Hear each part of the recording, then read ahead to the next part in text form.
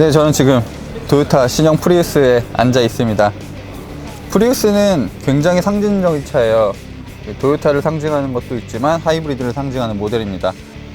신차가 굉장히 오랜만에 오랜 시간 숙성이 돼서 나왔는데요.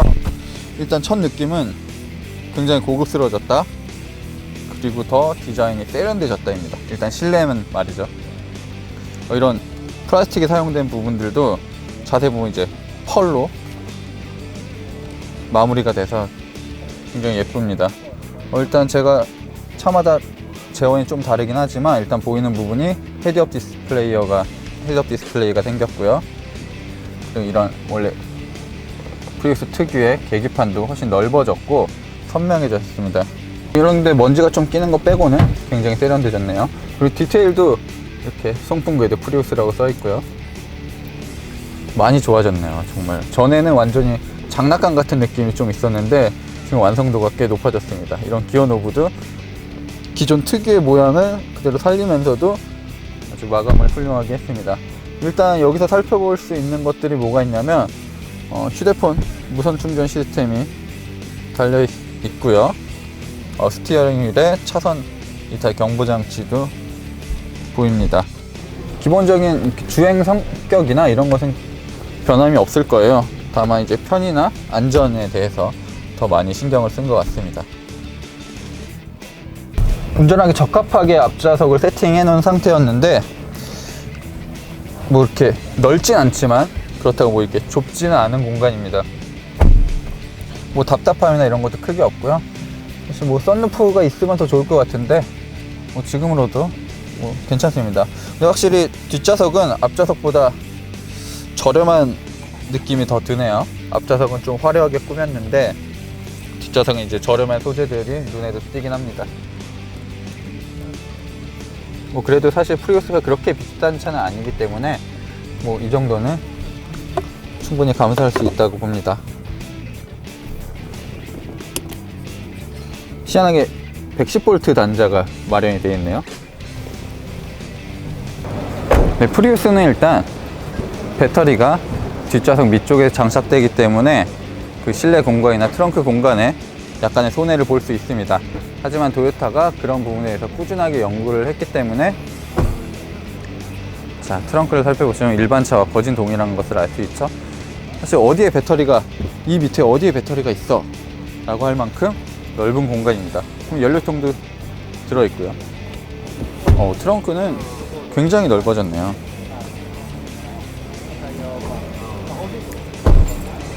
대신 이 밑바닥에 원래 뭐지 수납함이나 이런 것들이 더 있으면 좋은데 그런 부분엔 마련하지 못한 것 같고요.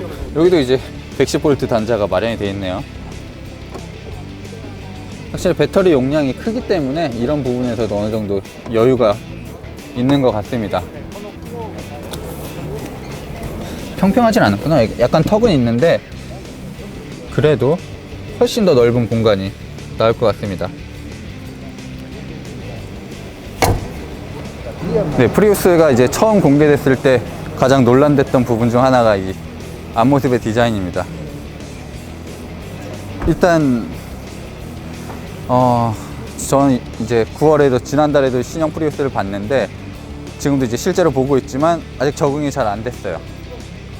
이 차를 어떻게 설명해야 될지 잘 모르겠습니다. 이렇게 너무 어렵고 입체적인 디자인을 하는 브랜드는 아직 없었던 것 같아요. 그러니까 이 테일램프도 이렇게 뾰족한데 요 철판까지, 요 끝까지 뽑아냈고 요런 선들도 다시 연결이 돼 있고 굉장히 복잡해요. 저는 이 디자인을 어떻게 설명해야 될지는 모르겠어요.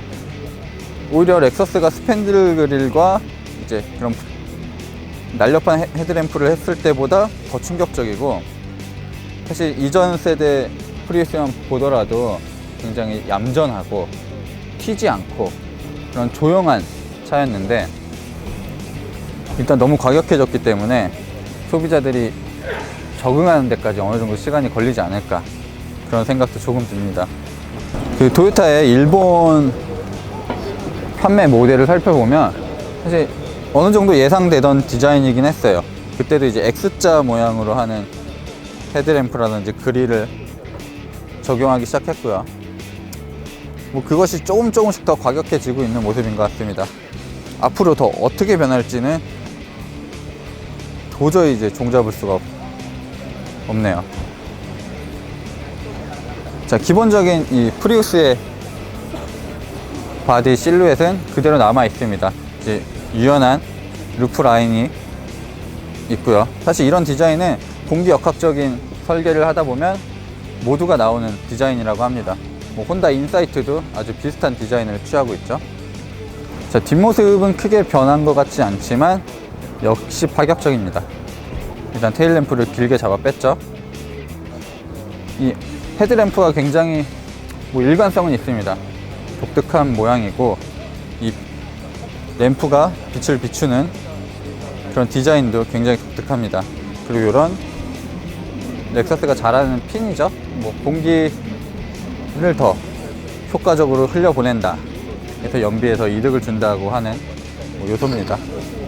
네, 기본적인 엔진은 이전 세대 모델과 동일합니다. 1.8L VVTi 엔진이 장착이 됐는데요. 사실 토요타가 가장 중점을 둔 것은 엔진의 성능보다는 효율과 그런 냉각 시스템들을 더 개선을 했다고 합니다. 주요 부품들을 아주 재설계를 했기 때문에 기존 블럭만 같을 뿐이지 각종 부품들은 완전히 새롭게 됐다고 보는 게 좋겠습니다. 그리고 또 라디에이터 시스템이나 이런 부분들을 더 많이 손봐서 엔진의 성능을 높이기보다는 잃어버리는 동력, 잃어버리는 효율을 챙기는 데 더 주력을 했다고 합니다. 이렇게 화려한 색상도 있습니다. 프리우스의 특징 중 하나는 일단 하이브리드죠. 배터리와 전기 모터로 구동이 됩니다. 네, 전기 모터의 위치를 지금 변경을 했기 때문에 이 전기 모터가 잃어버리는 효율도 챙겼다고 토요타는 설명하고 있습니다. 네, 보이는 곳은 파격적으로 변했고 보이지 않는 것도 아주 꼼꼼하게 발전을 했습니다. 지금 신형 프리우스 같은 경우는 이전 세대 모델에 비해 연비는 한 20% 정도 개선됐다고 합니다.